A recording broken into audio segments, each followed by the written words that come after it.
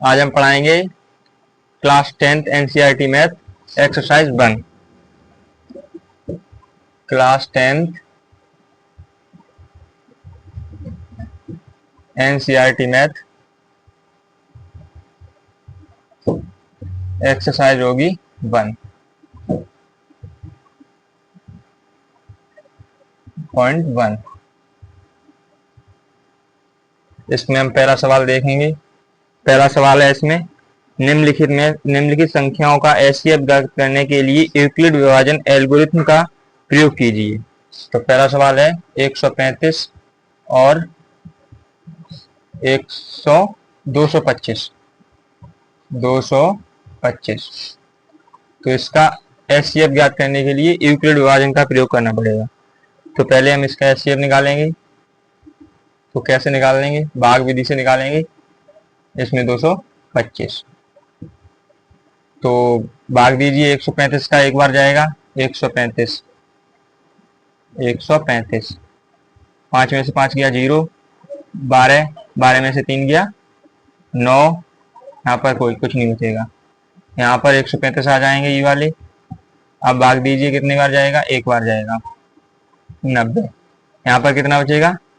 45। अब यही 90 यहाँ पर आ जाएंगे, कितनी बार जाएगा? 2 बार। ये बच गया 0। इसका एचसीएफ कितना आया? 45। एचसीएफ बराबर 45। ये इसका एचसीएफ आया। अब यूक्लिड विभाजन का प्रयोग करो। यूक्लिड विभाजन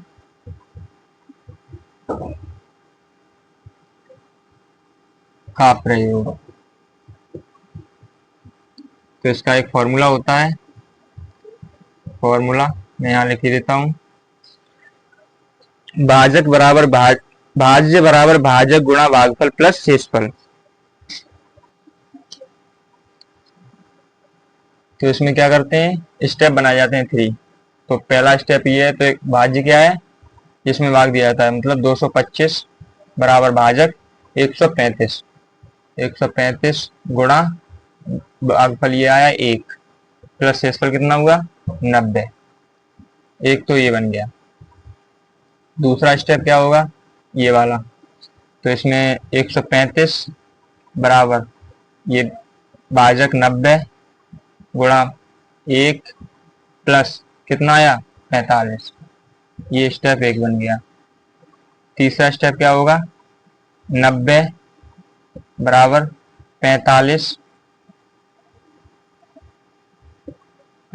के बाद गुणा 2 प्लस शेषफल कितना आया? 0। एक स्टेप ये बन गया। इसे ही कहते हैं यूक्लिड विभाजन से एचसीएफ निकालना। दूसरा सवाल क्या है? दूसरा सवाल है 196 और 3000। दूसरा सवाल है 196 और 38,220। इसका एचसीएफ कैसे निकालेंगे? तो 196 का भाग देंगे 38,220 में, कितना आएगा? पहले 96 का भाग देंगे 38,220 में। तो ये एक बार जाएगा 196। 12 में से 6 गए 6 बचे। यहाँ पर 17 में से 9 गए, कितने बचे? 8। यहाँ पर 2 में से 1 गया, 1 बचा।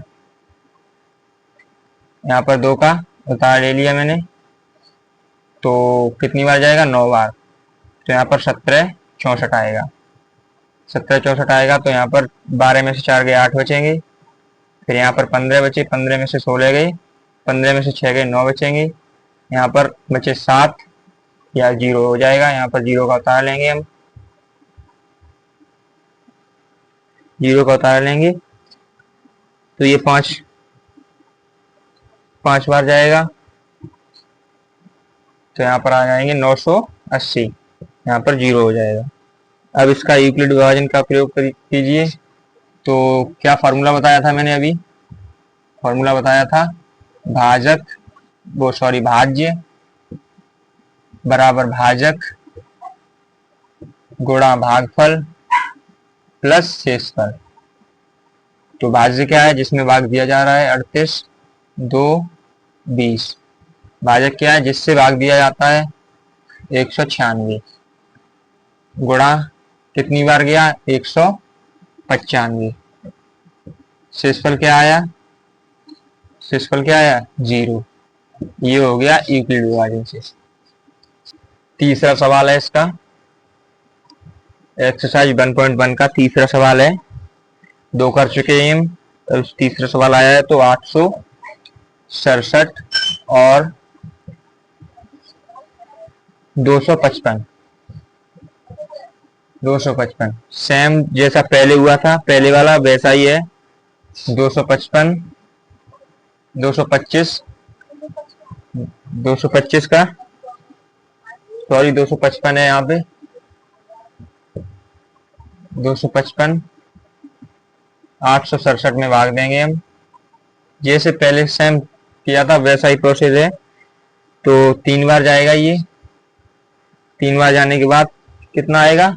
765, 765 आएगा। तो 7 में तो 5 गए, 2 बचे, 6 में से 6 गया 0, 8 में से 1 गया, 8 में 7 गया, 1 बचा। अब इसका यहाँ पर भाग दे देंगे 255, 255 का भाग देंगे तो ये 2 बार जाएगा, यहाँ पर 204 आएगा। यहाँ 5 में से 4 गया, 1 बचा, 5 बचा, यहाँ पर 0, यहाँ पर भाग दे देंगे 102 का। अब 51 का भाग देंगे 102 में, तो 2 बार जाएगा ये और 102 आ जाएगा, यहाँ पर 0। अब यूक्लिड विभाजन का जब उपयोग करोगे तो उसका क्या फॉर्मूला बताया था मैंने अभी? भाज्य बराबर भाजक गुणा भागफल प्लस शेषफल। तो पहला स्टेप क्या बना? भाज्य यानी 867, भाजक यानी 255, गुणा भागफल क्या आया? 3, प्लस शेषफल क्या बचा? 102।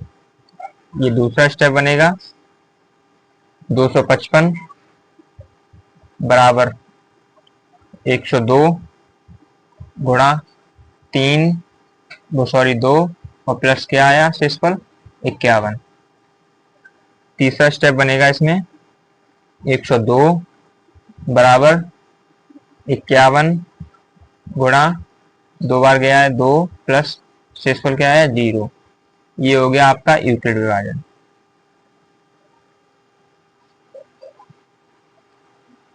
सही है। एक्सरसाइज प्रश्नावली 1.1 का तीसरा सवाल है। वो पहले का तीसरा था, ये अब तीसरा सवाल आया है। तो ये है, दर्शाइए कि कोई भी धनात्मक विषम पूर्णांक 6q प्लस 1 या 6q प्लस 3 या 6q प्लस 5 के रूप का होता है जहां q कोई पूर्णांक है। तो ये करेंगे माना सॉल्व करेंगे इसे। तो माना पूर्णांकों की संख्या बराबर 6q प्लस r।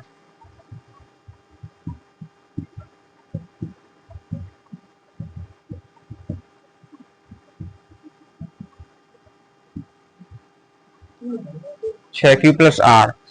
तो यहाँ पर r बराबर 1 मानने पर तो ये बन जाएगा 6q प्लस 1, जो कि 2 से भाज्य नहीं है,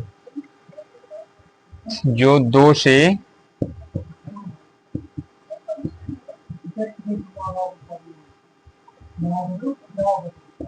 विभाज्य नहीं है। ऐसे ही दोबारा फिर मान लेंगे, दो r बराबर 2 मान लेंगे अब की बार। तो यहाँ पर बन जाएगा 6q प्लस 2, जो कि 2 से भाज्य है।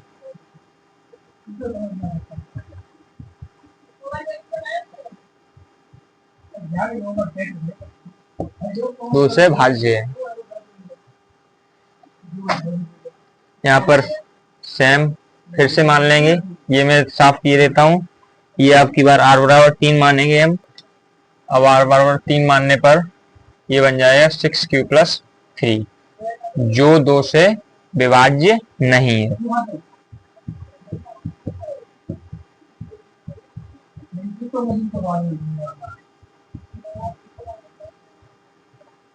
अब r बराबर 4 मानने पर, अब r बराबर 4 मानने पर देखिए क्या होता है।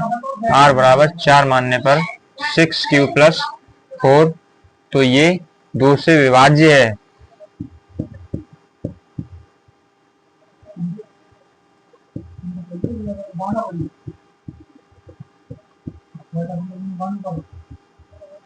ऐसे ही r बराबर 5 मानने पर, r बराबर 5, तो ये 6q प्लस 5 हो जाएगा, जो 2 से विभाज्य नहीं है।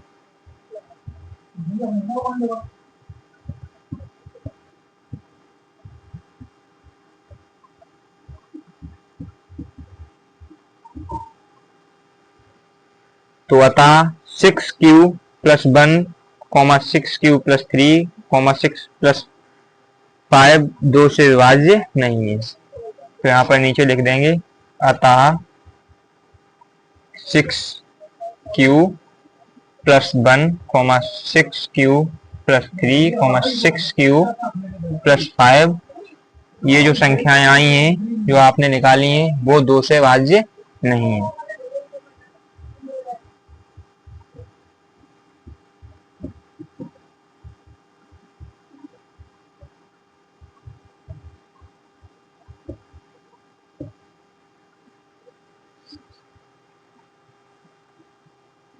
ये हो गया आपका सॉल्व।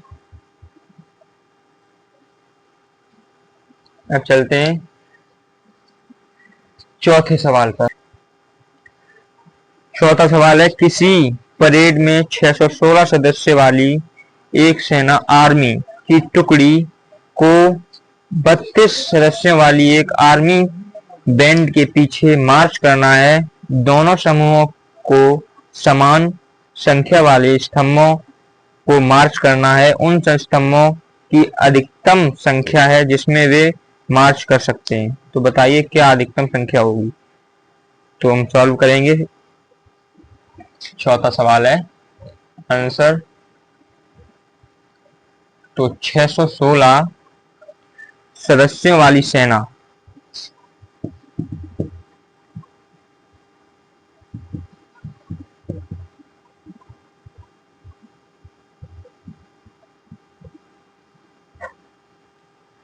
सदस्यों वाली सेना और कुल कितने सदस्य हैं? 32।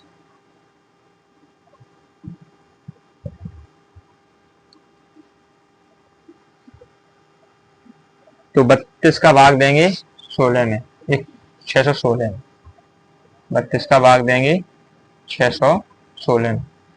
32 का भाग दीजिए 616 में, कितनी बार जाएगा? एक बार जाएगा। 32 यहाँ पर 11 हो गया, 11 में से 2 गया, 9 बचा। यहाँ पर 5 में 3 गया, 2 बचा। 6 का हम यहाँ उतार ले लेते हैं। अब जाएगा ये 9 बार, 9 बार जाएगा 296 आएगा। ये पूरा कट जाएगा, सॉरी 296 नहीं आएगा, 288 आएगा। 288 आएगा। तो यहाँ से दाई लेंगे 16, 16 में से 8 गए, 8 बचे। यहाँ पर 8 है तो 8 में से 8 गया 0, 0। यहाँ पर शेषफल बचा है 8, और जब शेषफल 8 बचा है तो यहाँ पर हम इस 32 को ले लेंगे। 8 का भाग दीजिए 32 में, 4 बार जाएगा 32, 0 आ जाएगा, 0 आ जाएगा। इसका एचसीएफ कितना होगा? इसका एचसीएफ होगा, एचसीएफ बराबर 8। तो स्तंभों की संख्या कितनी आ गई? जो आपका एचसीएफ है यही स्तंभों की संख्या है। स्तंभों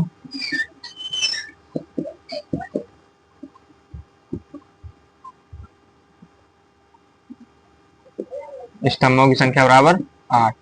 ये आ गई आपकी स्तंभों की संख्या।